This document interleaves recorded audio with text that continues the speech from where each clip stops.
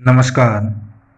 आदर्श शिक्षण संस्थान नागौर द्वारा संचालित 8वीं कक्षा हिंदी विषय की ऑनलाइन कक्षा में आप सभी भैया बहनों का हार्दिक स्वागत एवं अभिनंदन है। पिछली ऑनलाइन कक्षा में हमने द्वितीय पाठ लाख की चूड़ियाँ के प्रश्नोत्तर का अध्ययन किया था।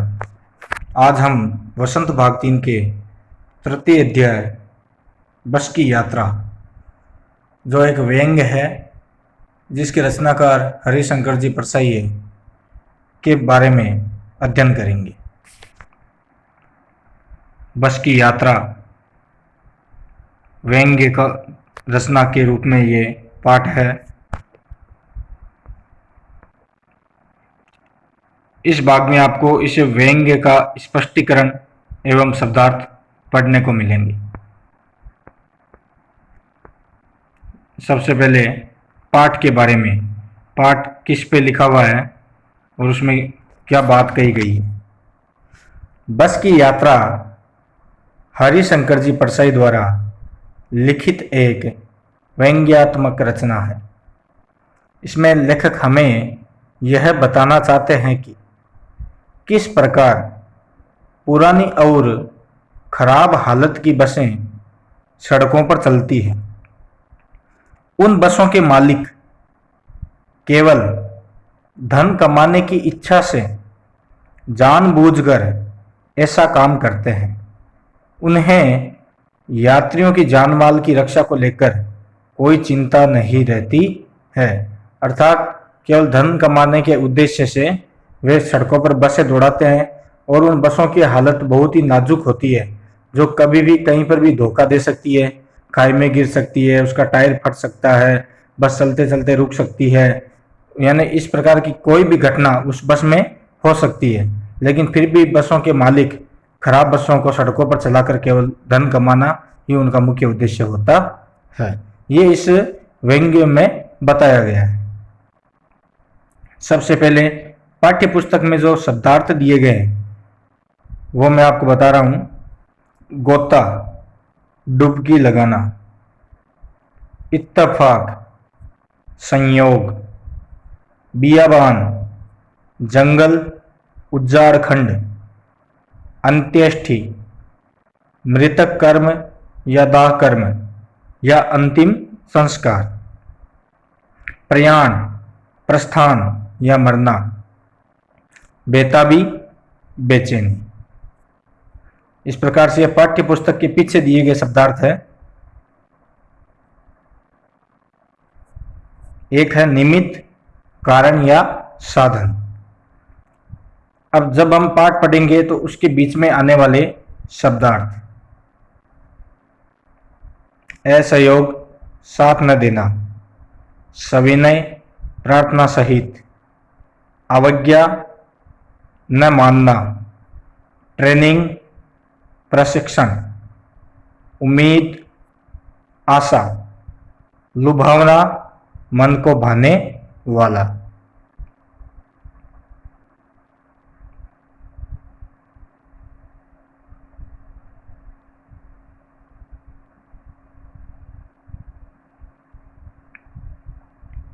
क्षीण, कमजोर, डाकिन, डाका डालने वाली, श्रद्धा, आदर भाव, वयोवृद्ध, अधिक उम्र की, रंक, गरीब।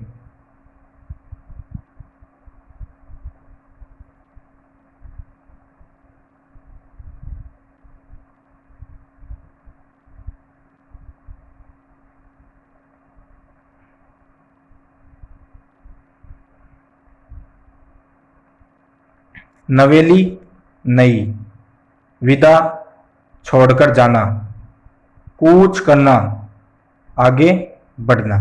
इस प्रकार से शब्दार्थ थे। अब हम इस व्यंग्य के बारे में अध्ययन करेंगे।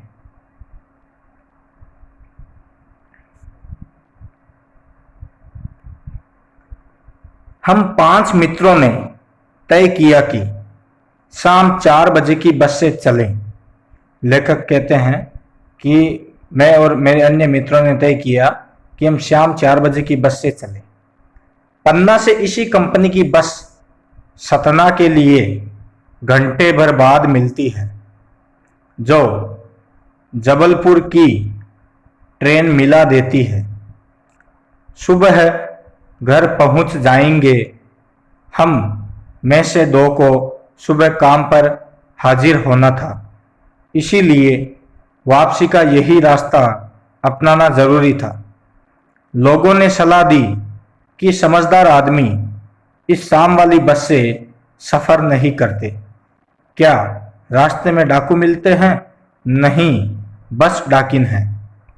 लेखक कहता है कि हम सभी मित्रों ने तय किया कि हम शाम 4 बजे की बस से चलें, जो पन्ना से इसी कंपनी की बस सतना के लिए घंटे भर बाद मिलती है, और वह बस जबलपुर की ट्रेन भी मिला देती है, क्योंकि हम में से 2 दोस्तों को सुबह काम पर हाजिर होना था। तो यही रास्ता अपनाना जरूरी था, जो हमें जल्दी अपने घर पहुंचाएगा। लेकिन लोगों ने मना कर दिया कि इस शाम की बस से जाना खतरे से खाली नहीं है। बस को देखा तो श्रद्धा उमड़ पड़ी। खूब वयोवृद्ध थी, सदियों के अनुभव के निशान लिए हुए थी। लोग इसलिए इससे सफर नहीं करना चाहते कि वृद्धावस्था में इसे कष्ट होगा। यह बस पूजा के योग्य थी, उस पर सवार कैसे हुआ जा सकता है। यहाँ पूजा योग्य जो शब्द आया है, इसका अर्थ है कि यह बस अब गैराज में खड़ी रहने लायक थी, यह सड़क पर चलने लायक नहीं थी।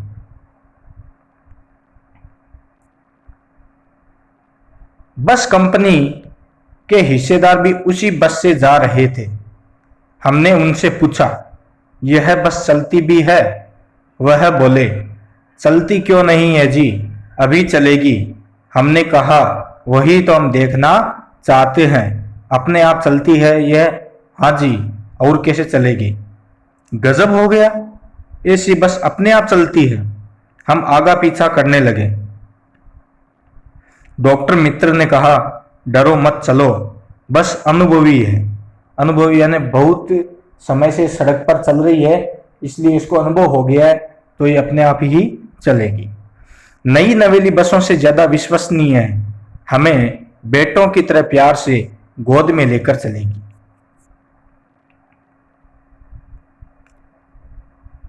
हम बैठ गए।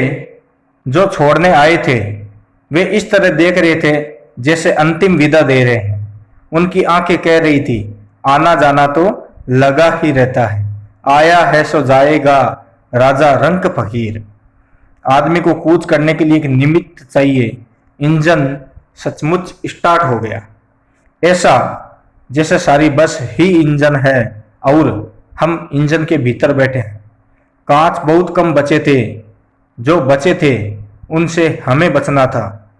हम फौरन खिड़की से दूर सरक गए। सरकना हटना। इंजन चल रहा था, हमें लग रहा था कि हमारी सीट के नीचे ही इंजन है। जब गाड़ी स्टार्ट हुई तब वो बहुत जोर जोर से आवाज करने लगी और पूरी गाड़ी के कांच और सीटें इधर उधर हिलने लग गए। तब लेखक को ऐसा लगा कि इंजन उनकी सीट के नीचे है, इसलिए उन्हें ऐसा लग रहा है। बस सचमुच चल पड़ी और हमें लगा कि यह गांधी जी के असहयोग और सविनय अवज्ञा आंदोलन के वक्त अवश्य जवान रही होगी।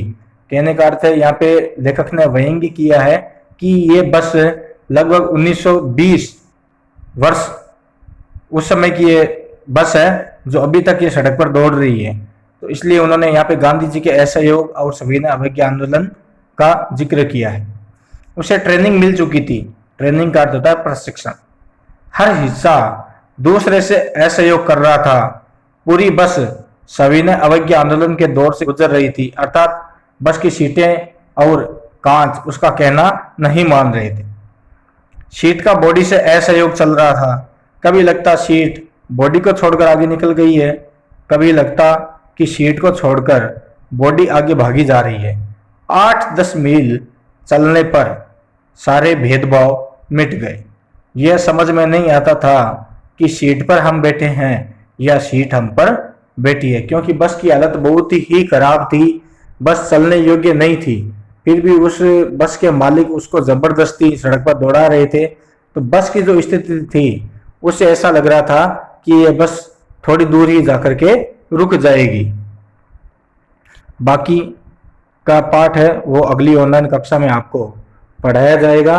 इस पढ़ाए गए अंश में आपको जो भी शब्दार्थ बताए गए उन्हें अपनी उत्तर पुस्तिका में करना है। अगली ऑनलाइन कक्षा में इसके आगे वाले अंश आपको पढ़ाए जाएंगे और जो भी शब्दार्थ होंगे वो भी आपको बताए जाएंगे। तब तक के लिए नमस्कार, धन्यवाद।